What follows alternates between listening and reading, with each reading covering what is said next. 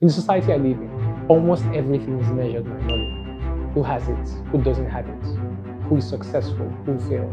And in the world today, there's been a long-standing debate. Some people say that money doesn't buy happiness. Do you think money buys happiness? Hell no. There's an amount of money that once you pass it, it buys misery. Others say, nah, please give me all your money and I'll find out for myself. There's even a song. It says, money can't buy you happiness. Money can't buy you love.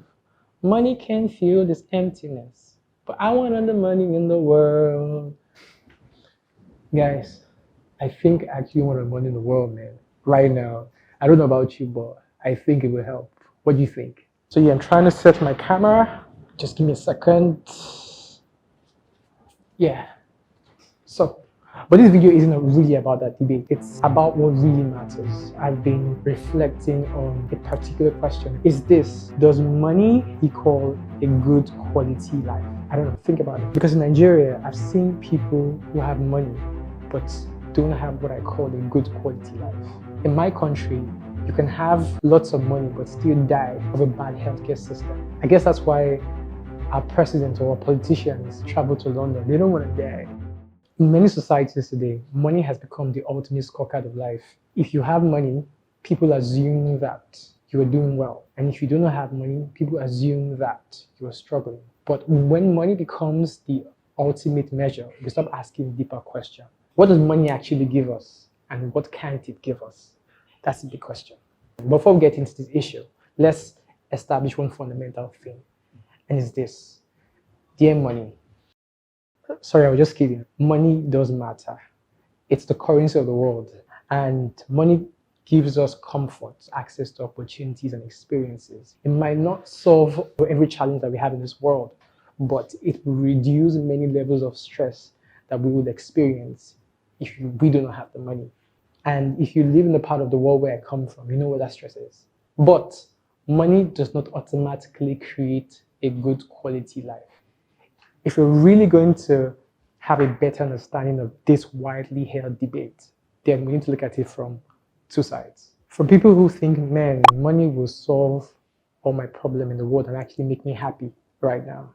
And people like Elon Musk who say, man, money will make you happy. The best lens through which we can look at it is through the Maslow hierarchy of needs. And I'm going to make an illustration. This is me or you somewhere on the bottom of the hierarchy. We interpret or perceive life based on the stage we are on this hierarchy. If you're just trying to survive and have a good life, the source of your happiness will come from money and what it can do for you at the present moment. I just want to pay my bills, man. I just want to pay my rent. I just want to have a good life. The bills are a lot, and that is totally valid. But when you're on the other half of the hierarchy, like the Will Smith and the Elon Musk of this world, when you've had money and everything that it can buy for you in this world, what makes us happy becomes different. And that is why there is a debate on this conversation. But in real sense, if you look at both sides objectively, one party needs what the other has to find happiness. But the other party has what the other needs in abundance, but still looking for happiness. So the real question is happiness what we're really looking for? Where does money fail?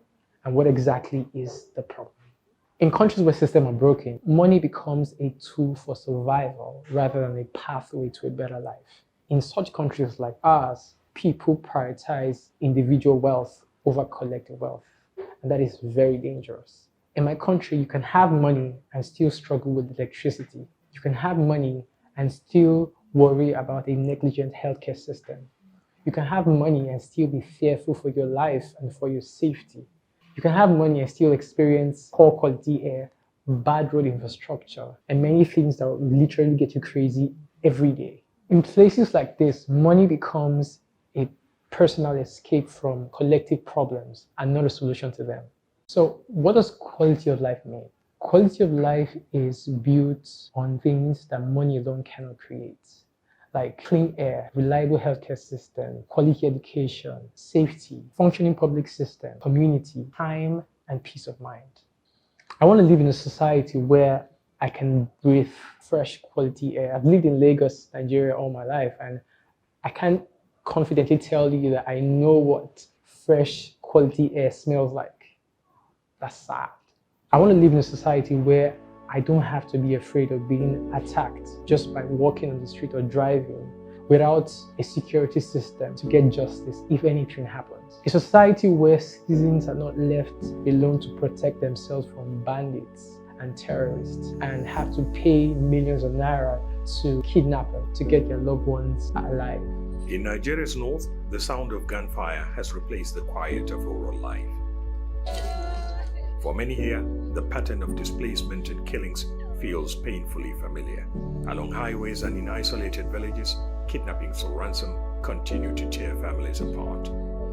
A society where patients will have to die in hospital from negligent actions of doctors and nurses, where pregnant mothers won't have to lose their babies because they couldn't afford 20,000 naira. That's an equivalent of about $15 to make a down payment for their hospital bills. I want to live in a society where kids do not have to sit in the sun to learn or stay in wretched classes disguised as schools, because what goes into a mind comes out in a life. So you see, this isn't about money, right? It's not about how wealthy you are.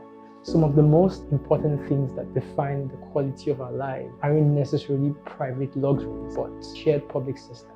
In some developed countries, there are people who are not necessarily rich, but lived fulfilled lives. Why? Because they live in places where basic systems work, where hospitals function, where electricity is reliable, where education and public infrastructure supports everyday life. You see? Meanwhile, from where I come from, someone can be wealthy but still struggle with the basic necessities of life. So the question becomes, who is actually better off?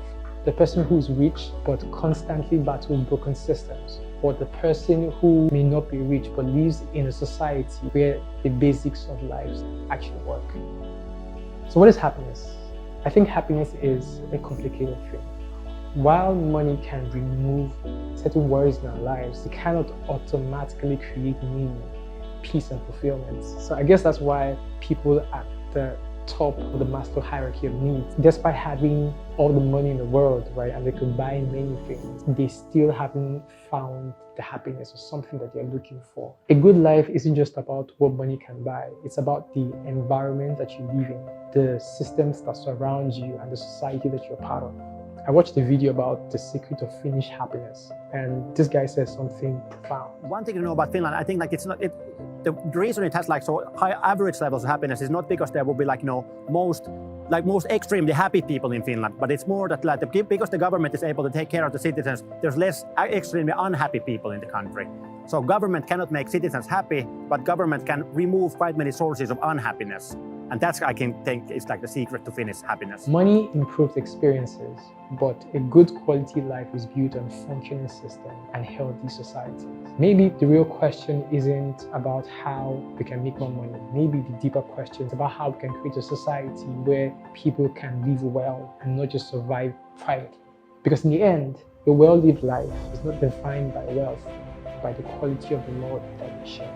Perhaps the goal of life is not just to be rich, but to live in a place where life itself is good. So guys, what matters to you? Let me know in the comments. We would love to read it.